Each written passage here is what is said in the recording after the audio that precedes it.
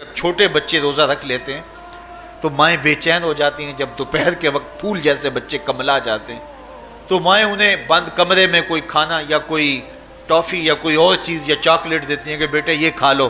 تو وہ بچے نہیں کھا رہے ہوتے تو مائیں کہتے ہیں پتر کھا لو کوئی نہیں دیکھ رہا.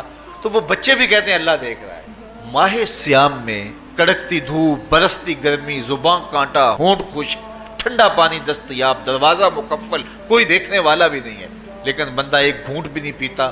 وضو کرتے بھی احتیاط کرتا ہے کوئی قطرہ حلق سے نیچے نہ اتر جائے، کیوں کہ میرا اللہ مجھے دیکھ رہا ہے. تو میں یہ پوچھتا ہوں کہ ہم کھانا نہیں کھاتے کہ اللہ دیکھ رہا ہے، ہم پانی نہیں پیتے کہ اللہ دیکھ رہا ہے، لیکن جب رشوت لے رہے ہوتے ہیں اللہ اس وقت نہیں دیکھتا؟ جب نظر بھٹک رہی ہوتی ہے اللہ اس وقت نہیں دیکھتا؟ جب خیال بہک رہا ہوتا ہے اللہ اس وقت نہیں دیکھتا؟ جب سوچوں میں آوارگی آتی ہے اللہ اس وقت نہیں دیکھتا؟ تو یہ صرف وہ کھانے اور پینے کو ہی دیکھ رہا ہے، باقی امور زندگی کو نہیں دیکھ رہا. اور وہ کیا صرف رمضان میں دیکھتا ہے، غیر رمضان میں نہیں دیکھتا؟ تو یہ جو نور اترا تھا ماہ سیام میں، اس کو اپنے اندر اگر جذب کر لیا جائے تو زندگی سنور جاتی ہے. تو یہ یقین جب بندے کے ساتھ جڑ جاتا ہے کہ میرا اللہ مجھے دیکھ رہا ہے، تو پھر انسان کے لیے گناہ سے بچنا کوئی مشکل نہیں ہوتا.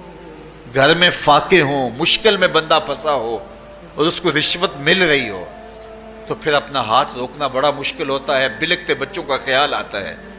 لیکن جب یہ خیال ہو کہ میرا رب میرا رازق ہے اور میرے اس عمل کو دیکھ رہا ہے، اور جب وہ پاؤں کی ٹھوکر پہ بھی نہ رکھے تو پھر اللہ فرماتا ہے تو یہ کر کے دیکھ، میں تجھے وہاں سے رزق دوں گا جہاں سے تجھے گمان بھی نہیں ہوگا. تو روزوں میں اللہ تعالیٰ یہ یقین دیتا ہے کہ وہ مجھے دیکھ رہا ہے. بندہ یہ تیقن پیدا کر لیتا ہے کہ میرا اللہ مجھے دیکھ رہا ہے.